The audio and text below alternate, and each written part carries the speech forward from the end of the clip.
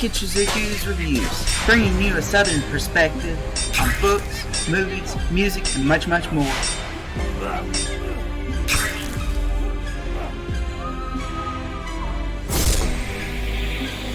Stick around for a while, you just might hear something wicked.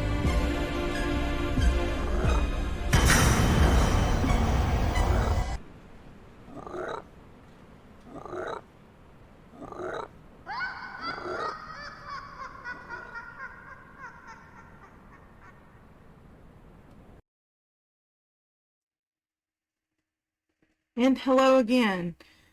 Welcome to episode 26, and it's a Monday read on the playlist. Today is January 9th, 2023. So, we are going to be continuing with 1001 Things Everyone Should Know About Science.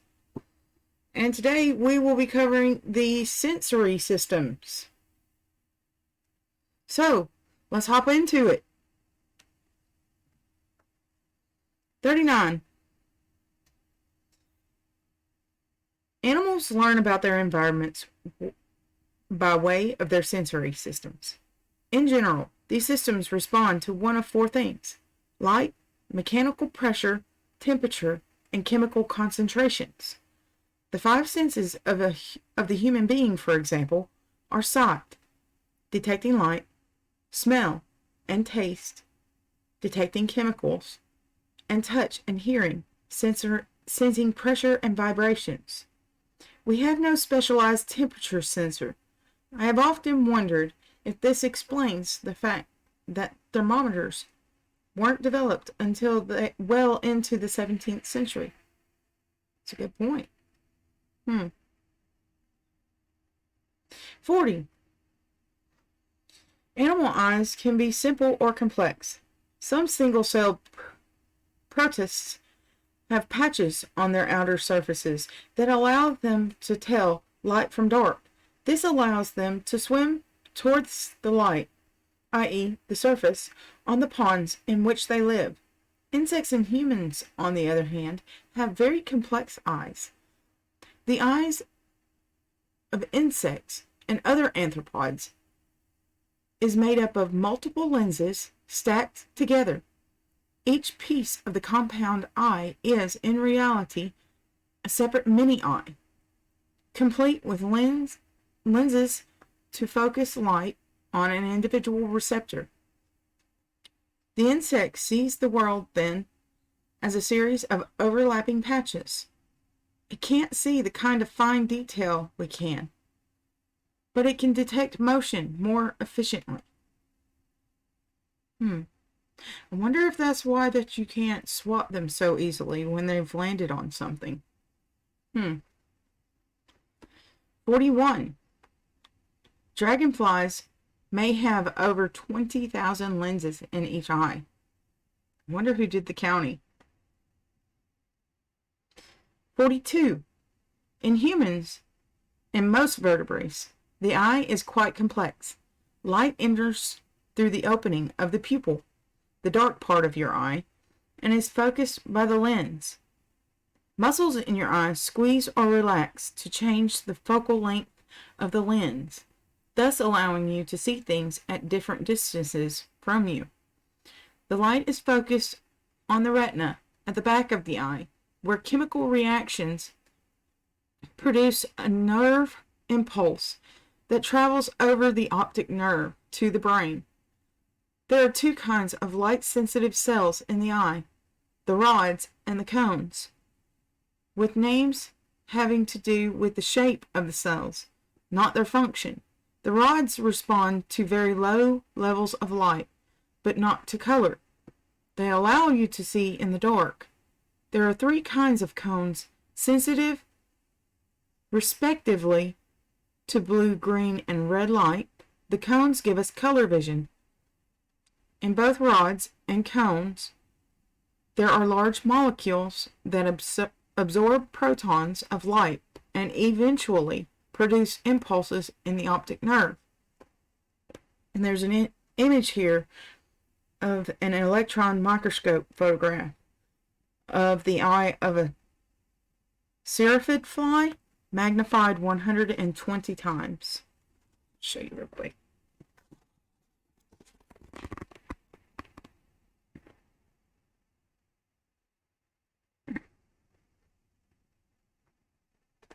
Okay.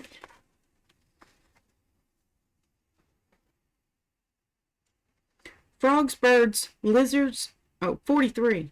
Frogs, birds, lizards, and humans can see colors, but dogs cannot. The way you see colors is, in fact, a lot more complex than you might think. Color depends on the ambient light. This explains why clothes often look different under fluorescent lamps in a store than they do in the sunlight. But it also depends on the way color is processed in the eye. Painters have known for a long time, for instance, that if you put blue next to yellow, the area around the boundary looks whitish and washed out. Finally, it depends on your mindset. People shown a tree and a brick in the same shade of gray will see the brick as more reddish and the tree as more greenish. 44. The eye is not like a TV camera. TV camera produces an image by converting what it sees into a series of bright and dark dots, or in this case of color TV, 3 sets of dots, one for each primary color. There is a one-to-one connection between each spot on the object being seen and each spot in the final image, and this connection is maintained all the way through. I found a typo. It says they. Whoopsies. And this connection is maintained all the way through the process by which the camera produces it. You could, in other words, interrupt the process at any point and say something like, this electronic signal is from that particular spot, or that particular leaf. In the brain, you can't do this. A piece of the visual cortex may connect to many different parts of the retina, and the process of seeing is quite complex.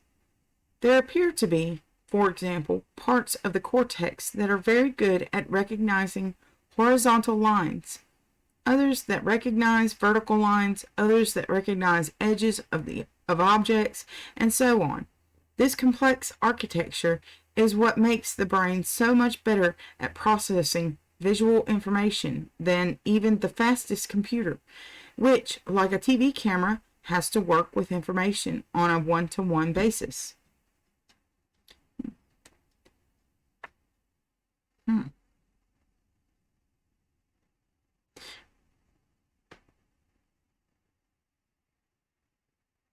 45. Ears respond to the pressure exerted by sound waves. In the human ear, sound waves make the eardrum vibrate back and forth like a drumhead. This motion is carried through a series of small bones to the inner ear, where they cause pressure changes in a liquid in the spiral-shaped organ called the cochlea. The pressure has the effect of causing certain sensitive cells to deform, and this, in turn, produces a signal that eventually is transmitted to the brain. 46. Not all animals have their ears on their heads. What? Okay. Some moths have the equivalent of the eardrum mounted in the middle of their thorax, while spiders and crickets have them on their legs. Well, I knew that about spiders, but I didn't know that about crickets.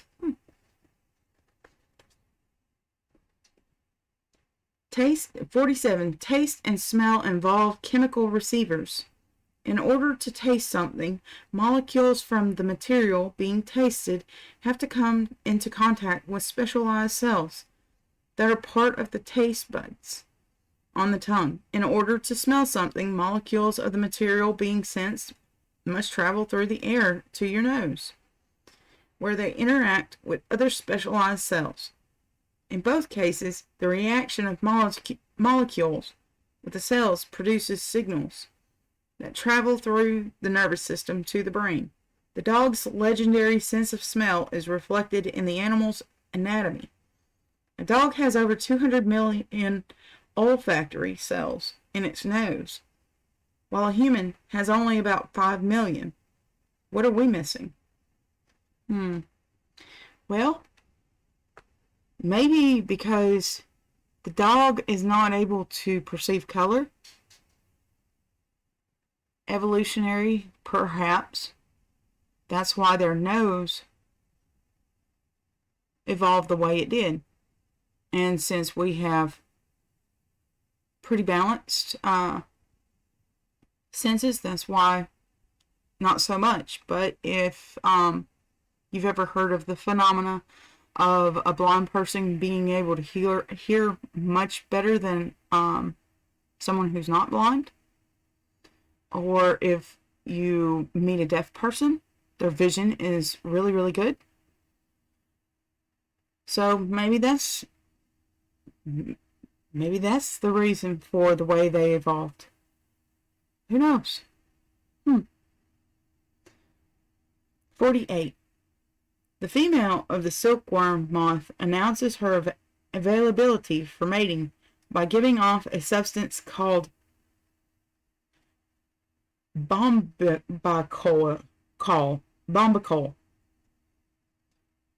which is the ultimate perfume. Male moths can smell bombacol when it is diluted to one molecule in a quadrillion in the air. Probably the most prodigious feat of chemical sensing in the animal kingdom.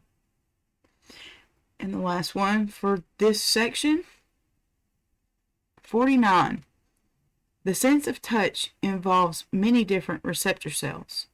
There are specialized cells near the surface of the skin that signal pain, and others that respond to the pressure of a touch. Deeper down, there is a network of different cells that perform the same function.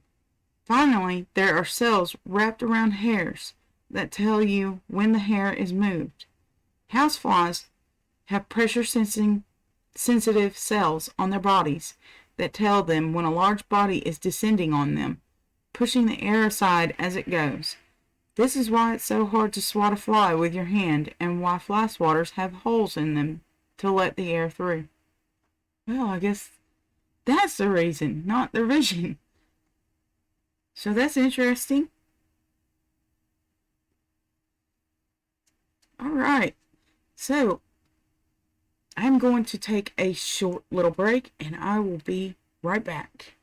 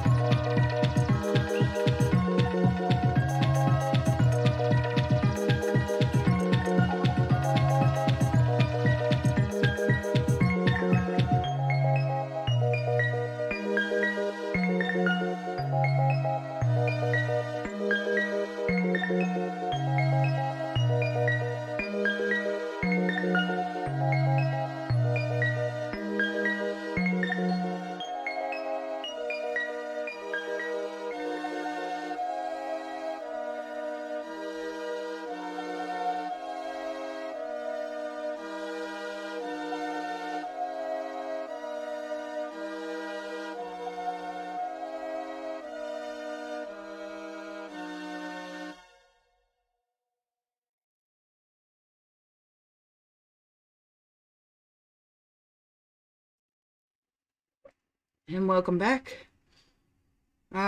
So I hope you were able to get your coffee real quick.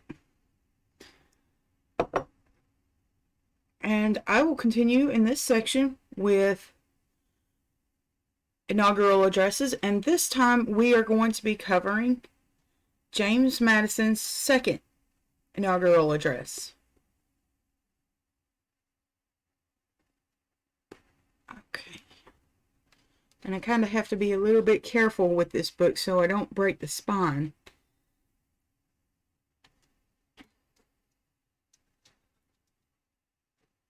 Okay. Second inaugural address of James Madison, March 4th, 1813.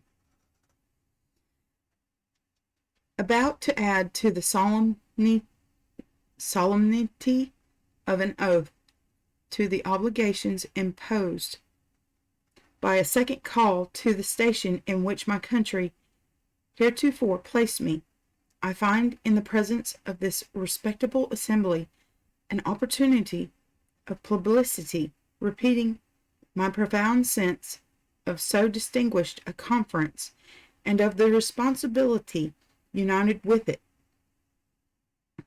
The impressions on me are strengthened by such an evidence that my faithful endeavors to discharge my arduous duties have been favorably estimated, and by a consideration of the momentous period at which the trust has been renewed.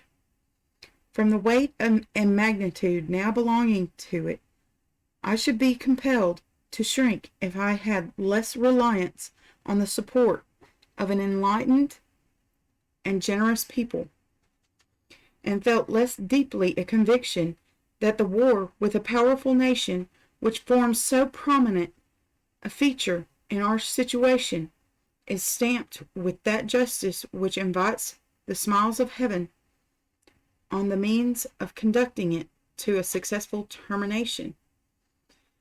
May we not cherish this sentiment without presumption when we reflect on the characters by which this war is distinguished. It was not declared on the part of the United States until it had been long made on them, in reality though not in name, until arguments and expostulations had been exhausted, until a positive declaration had been received that the wrongs provoking it would not be discontinued, nor until this last appeal could no longer be delayed without breaking down the spirit of the nation, destroying all confidence in itself and in its political institutions, and either perpetuating a state of disgraceful suffering or regaining by more costly sacrifices and more severe struggles our lost rank and respect among independent powers. On the issue of the war are staked our national sovereignty on the high seas and the security of an important class of citizens whose occupations give the proper value to those of every other class. Not to contend for such a stake is to surrender our equality with other powers on the element common to all, and to violate the sacred title which every member of the society has to its protection. I need not call into view the unlawfulness of the practice by which our mariners are forced at will of every cruising officer from their own vessels into foreign ones, nor paint the outrages inseparable from it. The proofs are in the records of each successive administration of our government, and the cruel sufferings of that portion of the American people have found their way to every bosom, not dead to the sympathies of human nature. As the war was just in its origin, and necessary and noble in its objects, we can reflect with a proud satisfaction that in carrying it on no principle of justice or honor, no usage of civilized nations, no precept of courtesy or humanity have been infringed. The war has been waged on our part with scrupulous regard to all these obligations, and in a spirit of liberality, which was never surpassed. How little has been the effect of this example on the conduct of the enemy! They have retained as prisoners of war of the United States, not liable to be so considered under the usages of war. They have refused to consider as prisoners of war, and threatened to punish as traitors and deserters persons immigrating without restraint to the United States, incorporated by naturalization into our political family, and fighting under the authority of their adopted country in open and honorable war for the maintenance of its rights and safety. Such is the avowed purpose of a government which is in the practice of naturalizing by thousands citizens of other countries, and not only of permitting but compelling them to fight in its battles against their native country. They have not, it is true, taken into their own hands the hatchet and the knife, devoted to indiscriminate massacre, but they have let loose the savages armed with these cruel instruments, have allured them into their service, and carried them to battle by their sides, eager to glut their savage thirst with the blood of the vanquished, and to finish the work of torture and death on maimed and defenseless captives.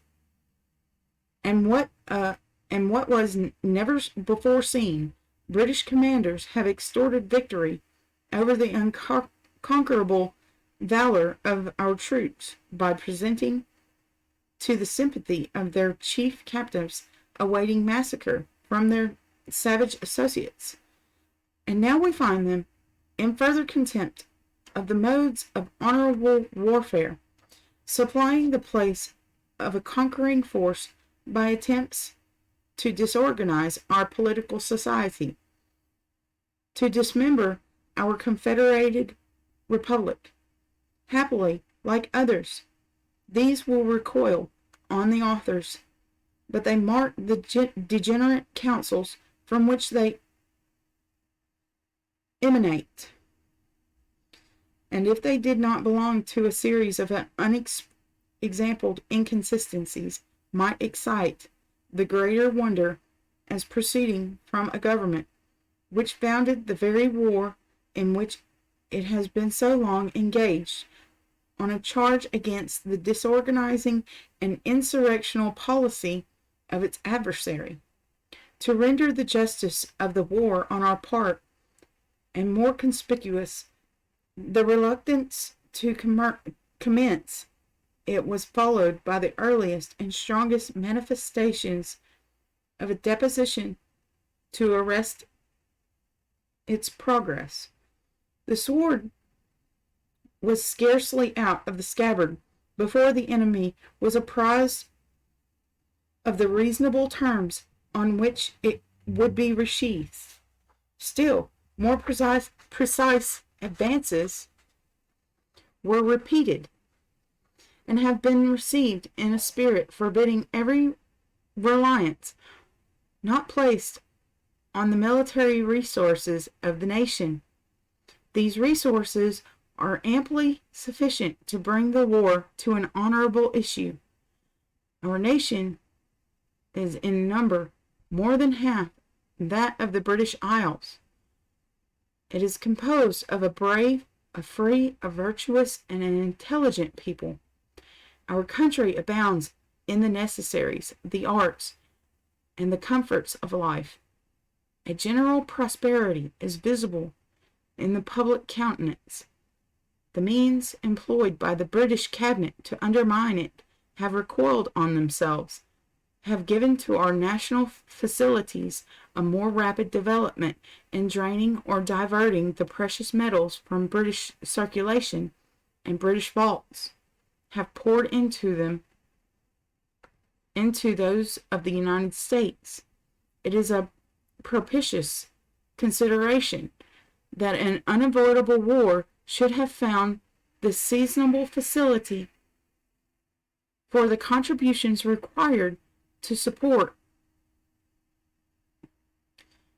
When the public voice called for war, all knew, and still know, that without them it could not be carried on through the period which it might last, and the patriotism, the good sense, and the manly spirit of our fellow citizens are pledges for the cheerfulness with which they will bear each his share of the common burden, to render the war short and its success sure.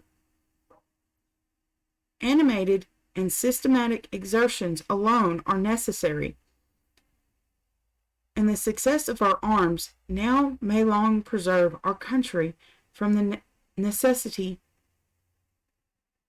of another resort to them. Already have the gallant exploits of our naval heroes proved to the world our inherent capacity to maintain our rights on one element, if the reputation of our arms has been thrown under the clouds on the other. Presages, flashes of heroic enterprise assure us that nothing is wanting to correspondent triumphs. There also but the discipline and habits which are in daily progress. So I'm going to have to do a little bit more reading on this one, because what James Madison is talking about here, or the war he is talking about, is the War of 1812, when America went to war with Great Britain through Canada. So I'm going to have to do a little bit more studying on that one, and I'll come back to you on that when I find out more. that seems like it's going to be really interesting to dig into. So I'm going to be right back.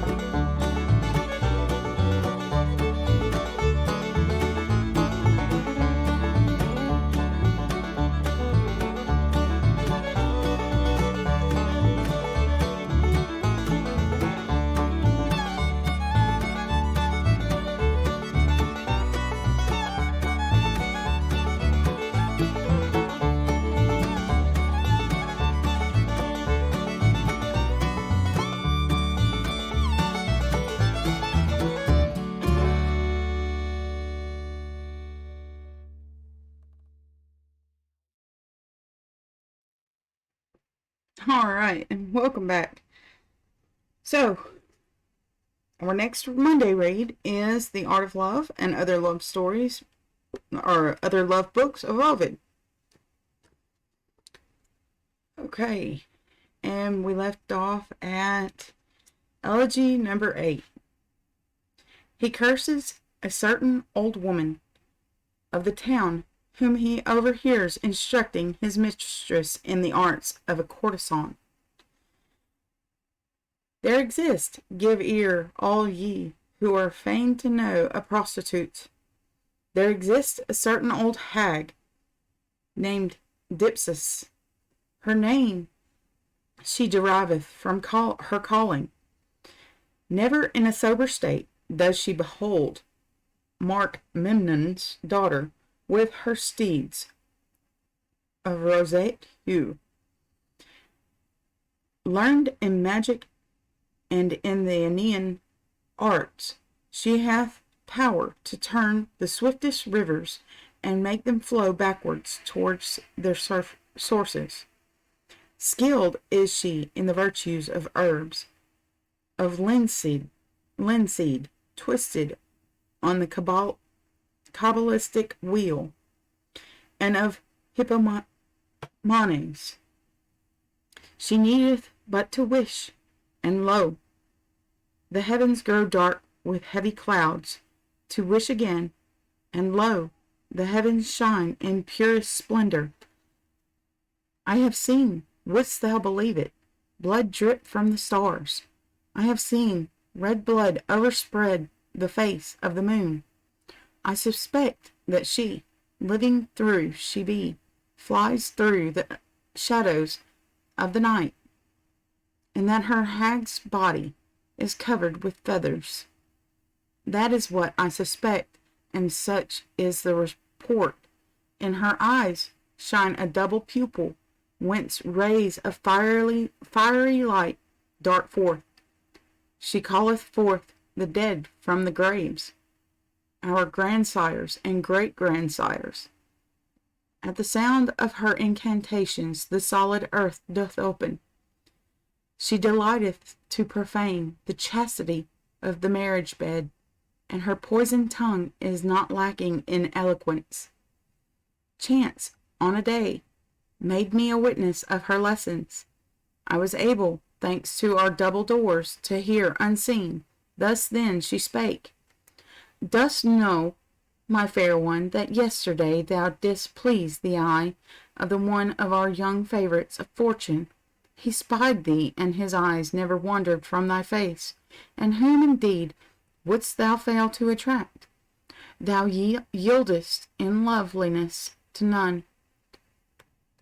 But alas, thy raiment is not worthy of thy beauty. Would thou wert rich as thou art fair. When thou richest, and I shall no more be poor.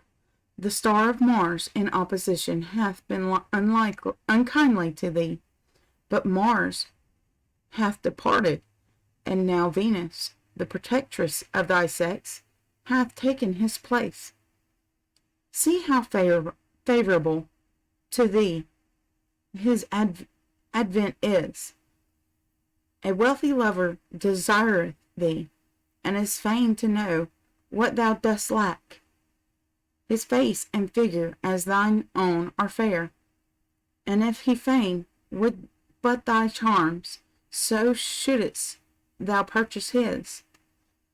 The girl blushed as she heard this. Modesty, the crown went on, becometh a fair cheek, but 'tis useless save when feigned. Real modesty is nearly always harmful. When with downcast eyes thou gazest modestly on thy bosom, look at none save in proportion to the price he offereth. Maybe when Tatius was king, the heavy Sabine dames refused to give themselves to more men than one. Nowadays, Mars employs our gallants in foreign wars, but Venus reigns in the city of her beloved Aeneas. Enjoy yourselves, my pretty ones. She is chaste whom none hath courted. Or, if coyness doth not hold her back, she herself maketh the first advances. Come now, efface these frowns that delve their lines upon thy brow. With those wrinkles many a failing will be removed. 'Twas with a bow that Penelope tested the strength of her young lovers, and that bow, the index of their prowess was of horn. Time hurries on by us unheeded. It fleets away, even as a river whose waters ever flow. Bronze is made bright by rubbing. What availeth fair apparel, if it not be worn? The palace that is tenantless decays beneath the moss that moulders it. So beauty, if there be none to enjoy, waxeth swiftly old. Nor do one or two lovers suffice. The more there be, the greater is the pay, and the more readily obtained. Rich is the booty that falls unto the hoary wolves who seek their prey from a whole flock. Now tell me, what dost thou get from this poet of thine, save his latest verses? A few thousand verses, such is the coin in which thy lover payeth. The god of poesy himself, robed in a mantle gold inwrought, touches the chords of a golden lyre. Let him who hath gold to give thee be greater in thy sight than great Homer himself. Mark my words, it does a man good to give scorn. Not the slave who has bought his freedom. 'Tis no crime to have thy foot marked with chalk, or shouldst thou suffer thyself to be dazzled with the lordly display of a long line of ancestors. Begone and take thy forefathers with thee, thou needy lover. And how now? Here is another who would fain lie a night with thee, because he is comely. Ah, no, indeed. Let him go and beg some money for thee from his own admirer. Be not over-exacting whilst thou art spreading thy nets, for fear lest the prey should escape thee. But once he is in thy power, fleece him as thou wilt. Stimulated love is often no bad thing. Let him think thou lovest, but see, thou love not for nothing. Sometimes withhold thy favors, as for a pretext. Why? Maybe thy head doth ache, or else the festival of Isis compels thee to abstain. But hold not thyself too long aloof, lest he grow used to the lack of thee, or lest love, by dint of being rebuffed, at length grow cold. Let thy door close to be the needy, be open to the rich. Let the laments of the rejected reach the ears of the favored lover. If thou woundest thy lover, be wroth with him as he had hurt thee first. Forestall his upbringings with thine own, but indulge not overlong thine anger.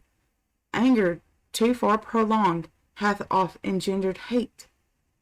Let thine eyes learn the secret of shedding tears at will and moisten thy cheek. If thou wouldst deceive, fear not to forswear thyself. Venus makes the gods deaf to the pliance of the deceived lover. Take into thy service a clever man and maid who may indicate what presents you would welcome. Let them also beg a few things for themselves. If they ask little of many, each separate ear of corn will soon make up a rick. Let thy sister and thy mother and thy nurse lay thy lover under contribution. There will soon be a goodly heap of booty, when several hands labor at the task. Thou lackest a pretext for soliciting a present. Show him a cake, and say it is thy birthday. Above all, never let thy lover think that he hath no rival. Love without rivalry endureth not. Let him see upon thy bed the traces of another possessor of thy charms, and on thy neck the marks of a lascivious embrace of his lascivious embraces. And above all, let him behold the gifts of his rival hath bestowed on thee. If he brings naught with him, tell him of the novelties they are showing in the Via Sacra. When thou hast dragged from him a goodly tale of presents, bid him not to despoil himself entirely, but ask him for a loan, that thou wilt ne'er repay. Let thy tongue beguile him to conceal thy scheming, caress him, and the more surely to lure him to his doom. Sweet honey hides the subtlest poison. If thou followest my lesson, which long experience has taught me, if thou tossest not my words to the wind, how oft, when I am dead, wilt thou pray the gods to let the earth lie lightly upon me? Thus she was speaking, when my shadow betrayed me. 'Twas with difficulty I kept myself from tearing her last gray hairs, her eyes that were shedding drunken tears, and her cheeks furrowed all over with wrinkles. May the gods, I said, reject thee and send thee a miserable old age, endless winters, and an everlasting thirst. And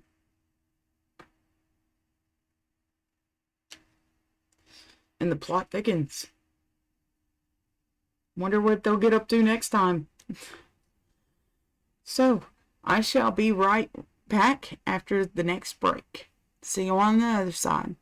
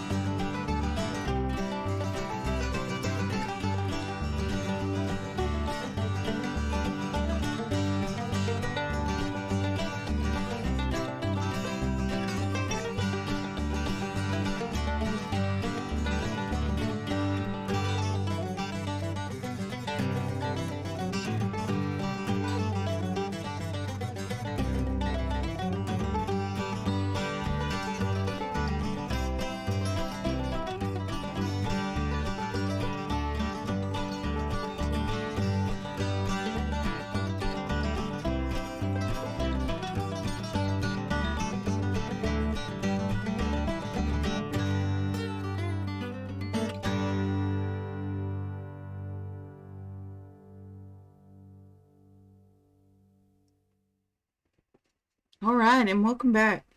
So, continuing on in our fairy tale section, this week's Monday read for our fairy tale is titled The Pageboy and the Silver Goblet. There was once a little page boy who was in the service in a stately castle. He was a very good-natured little fellow, and he did his duty so willingly and well that everybody liked him. From the great earl, whom he served every day on bended knee, to the fat old butler whose errands he ran. Now the castle stood on the edge of a cliff overlooking the sea, and although the walls at that side were very thick, in them there was a little postern door, which opened onto a narrow flight of steps and led down the face of the cliff to the sea shore, so that anyone who liked could go down there in the pleasant summer mornings and bathe in the shimmering sea. On the other side of the castle were gardens and pleasure grounds, opening onto a long stretch of heather-covered moorland, which at last met a distant range of hills. The little page boy was very fond of going out on this moor when his work was done, For when he could run about as much as he liked, chasing bumblebees and catching butterflies and looking for birds' nests when it was nesting time.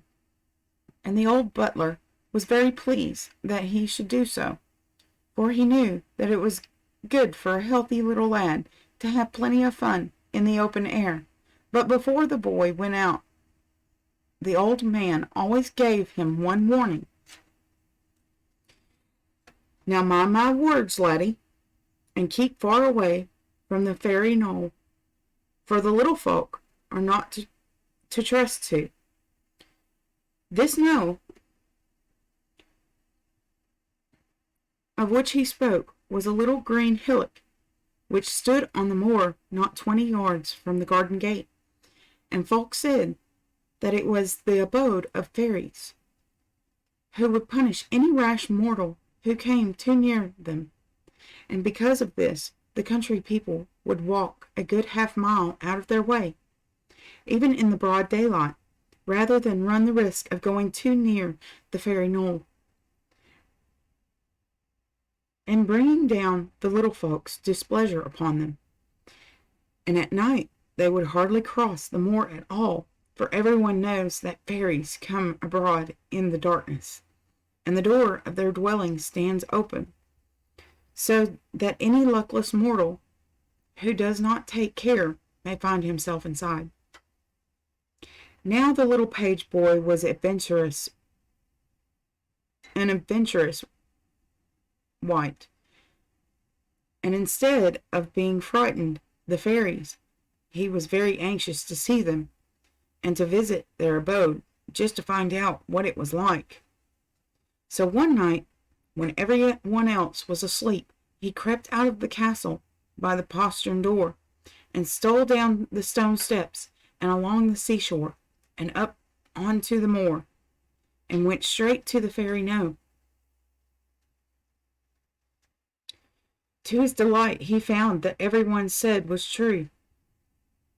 The top of the knoll was tipped up, and from the opening that was thus made, rays of light came streaming out.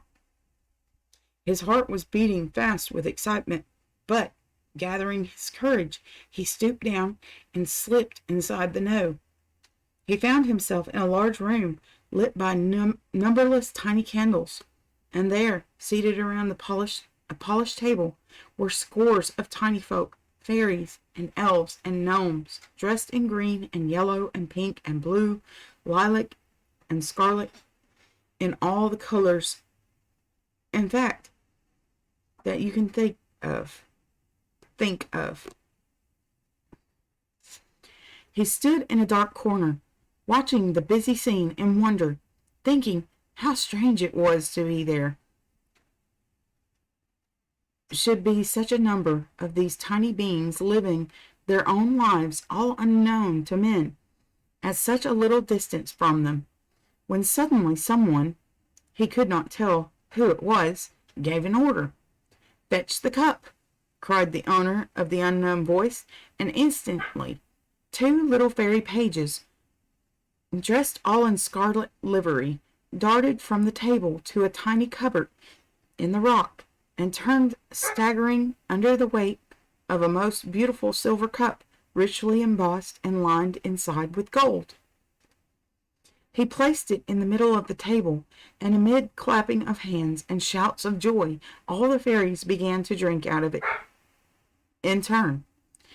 And the page could see from where he stood that no one poured wine into it, and yet it was always full, and that the wine that was in it was not always the same kind, but that each fairy, when he grasped its stem, wished for the wine that he loved best, and lo, in a moment the cup was full of it. "'Twould be a fine thing if I could take that cup home with me," thought the page. "No one will believe that I have been here except I have something to show for it." So he bided his time and watched. Presently the fairies noticed him, and instead of being angry at his boldness in entering their abode, as he expected they would be, they seemed very pleased to see him, and invited him to a seat at the table. But by and by, they grew rude and insolent and jeered at him for being content to serve mere mortals, telling him that they saw everything that went on at the castle, and making fun of the old butler, whom the page loved with all his heart, and they laughed at the food he ate, saying that it was only fit for animals. And when any fresh dainty was set on the table by the scarlet-clad pages, they would push the dish across to him, saying, "Taste it, for you will not have the chance of tasting such things at the castle." At last he could stand their teasing remarks no longer. Besides, he knew that if he wanted to secure the cup, he must lose no time in doing so. So he suddenly stood up and grasped the stem of it tightly in his hand. "I'll drink to you, all in water," he cried, and instantly the ruby wine was turned into clear, cold water. He raised the cup to his lips, but he did not drink from it. With a sudden jerk, he threw the water over the candles, and instantly the room was in darkness. Then, clasping the precious cup tightly in his arms, he sprang to the opening of the knowe, through which he could see the stars glimmering clearly. He was just in time, for it fell with a crash behind him, and soon he was speeding along the wet dew-spangled moor, with a whole troop of fairies at his heel. They were wild with rage, and from the shrill shouts of fury which they uttered, the page knew well that, if they overtook him, he need expect no mercy at their hands, and his heart began to sink, for, fleet of foot though he was no match for the fairy folk, who gained on him steadily. All seemed lost. With a mysterious voice that sounded out of the darkness, "If thou wouldst gain the castle door, keep to the black stones on the shore." It was the voice of some poor mortal, who, for some reason or other, had been taken prisoner by the fairies, who were really very malicious little folk, who did not want a fate to befall the adventurous page-boy. But the little fellow did not know this. He had once heard that if anyone talked on the wet sands, where the waves had come over them, the fairies would not touch him. And this mysterious sentence brought the saying into his mind. So he turned, and dashing panting down to the shore, his feet sank in the dry sand, his breath came in little gasps, and he felt as if he must give up the struggle, but he persevered, and at last, just as the foremost fairies were about to lay hands on him, he jumped across the watermark on to the firm, wet sand, from which the waves had just receded, and then he knew that he was safe, for the little folk could go no step further, but stood on the dry sand uttering cries of rage and disappointment, while the triumphant page-boy ran safely along the shore, his precious cup in his arms, and climbed lightly up the steps in the rock, and disappeared through the postern door. And for many years after, long after the little page-boy had grown up and become a stately butler, who trained other little page-boys to follow in his footsteps, the beautiful cup remained in the castle as a witness of his adventure. Isn't that one nice? However, I also would like to point out it's not okay to steal from the little folk. I wonder what happened in his future after that. So, I hope you enjoyed episode 26 of Wicked Shizuku's Reviews.